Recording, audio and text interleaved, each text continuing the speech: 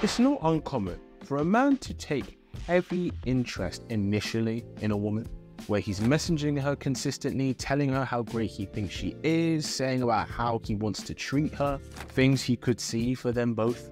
But then out of nowhere, suddenly, he just pulls back. And it leaves many women just absolutely baffled as to why, which is understandable. Did he change his mind? And if he did, why did he?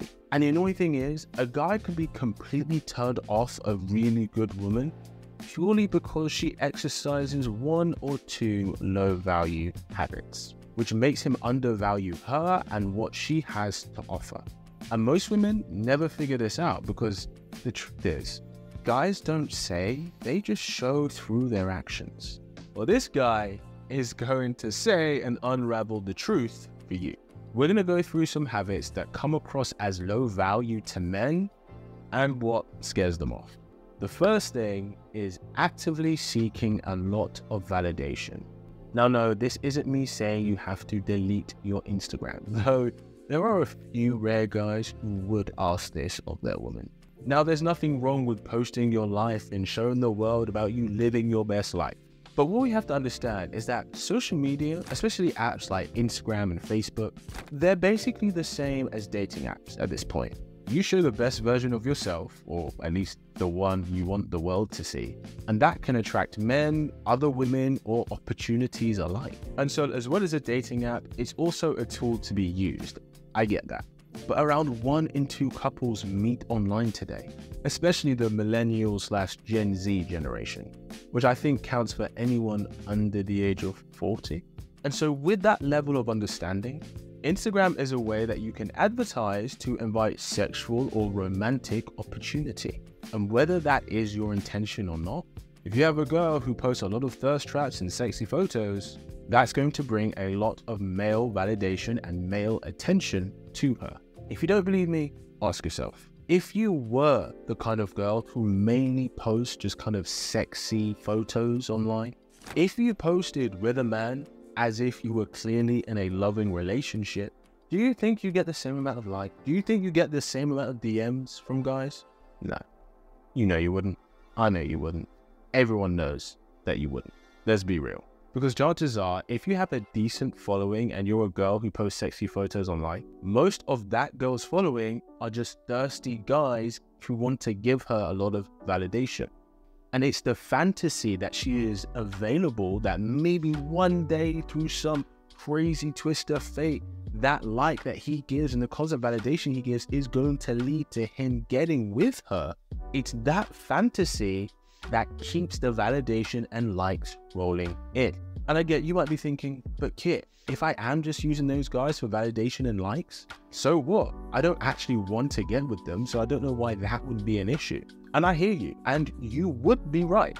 If it weren't for the case that sometimes you attract guys who you would want to be involved with, who you would want to actually date, who you would be interested in. The masculine way and the feminine way of approaching dating with the opposite sex is different. The masculine directly approaches, the feminine indirectly advertises. So when you do post sexy beauty photos online, especially if you're posting, photos with any guy, so when people look at your page, it gives the impression that you're single. That is that girl advertising to the world that she is single and available. I'm not saying it's right or wrong, I'm just saying how it is. And men of value, they know this. They know that as an attractive woman, there will be opportunities that you get purely because a guy thinks there's even that 1% chance that he could date you. And look, if you use that for your advantage to get opportunities, there's no hate in that, right? No hate the player, hate the game. But there's a fine line between optimizing your Instagram to show you in the best light and then consistently posting photos that invite romantic and sexual interest. A few here and there is fine for, I'd say, 90% of men. But if 95% of your photos are sexy/thirst trappy ones, men of value begin to see you as lower value, which means he might have sex with you, but he wouldn't go further than that. Because to this kind of man, it's just very clear how you have chosen to play the game, so to speak. And it's just a low value approach. A feminine woman of high value doesn't feel the need to play the game in this way, because there's more than one way to skin a cat, and she doesn't want the world to think the only value she has to offer is her looks, borderline sexuality. There's more than one way to skin a cat, and there's more than one way to invite opportunities on Instagram. Next habit that is seen as low value by many men is going out and getting wasted.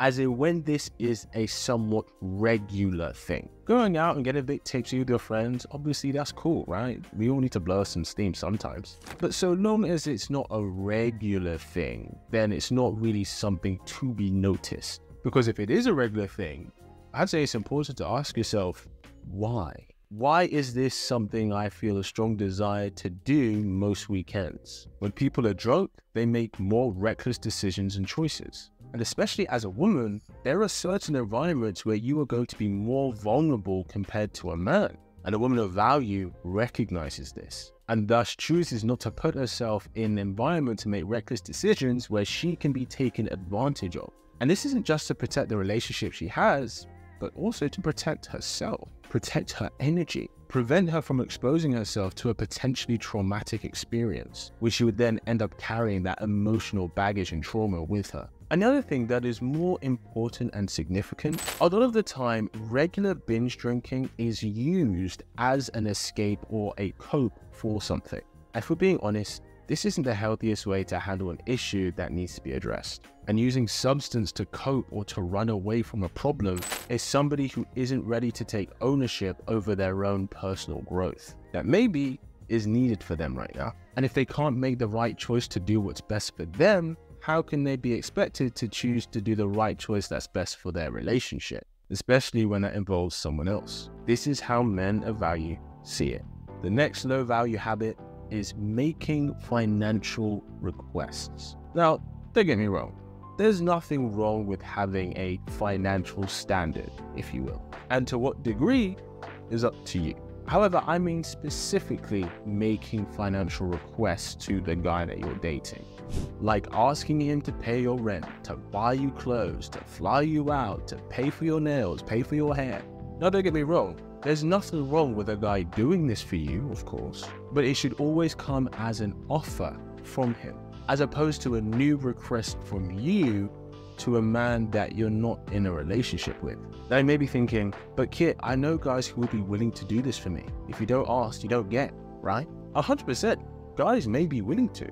But when it comes as a new request, as in you are the one who's trying to introduce financial requests into the vocabulary of your relationship, this doesn't serve you as much as you think. Reason being, one, it puts you in a very transactional place in his mind. This doesn't make him see you as a potential partner, only a commodity to be paid for.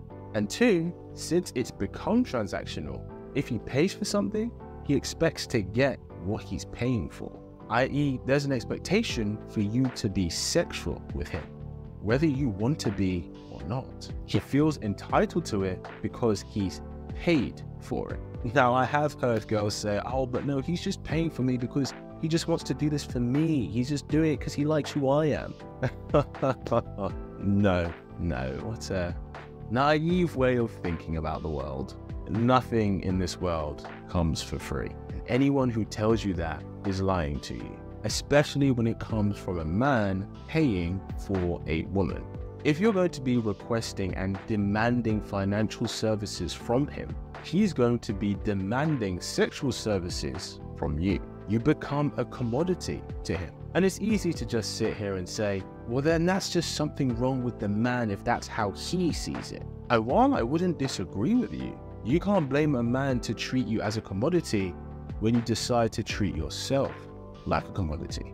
And you making financial requests in exchange for your attention and your affection is precisely treating yourself as a commodity, not treating yourself as someone who invests time into someone else because they see value in them and you want to build something with them that you just quite frankly can't buy. Men marry values, not commodities. Another habit that is seen as low value by men is conditional femininity. I've heard this rhetoric a few times of, I'm only going to be feminine once he shows me that he's masculine.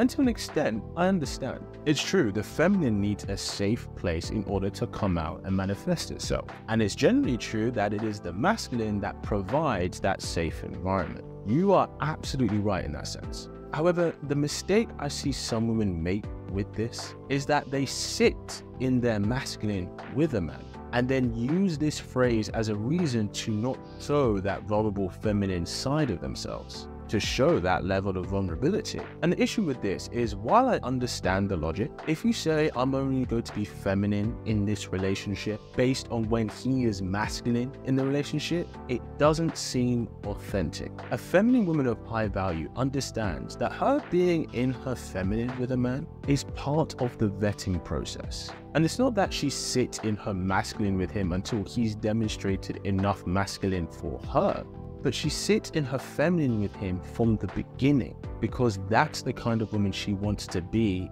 in the relationship. And it's how he responds, how he treats her while she's showing her divine feminine, which determines whether she continues to invest in him or not. Is there a level of risk that it goes unappreciated? Yes. But no risk, no reward. And for the right man, it will always be appreciated. And so if you are ready to attract that right man to you, then make sure you enroll in my Claim Your Man program below, where I show you how to do just that. Thanks for tuning in. And as always, keep it slick.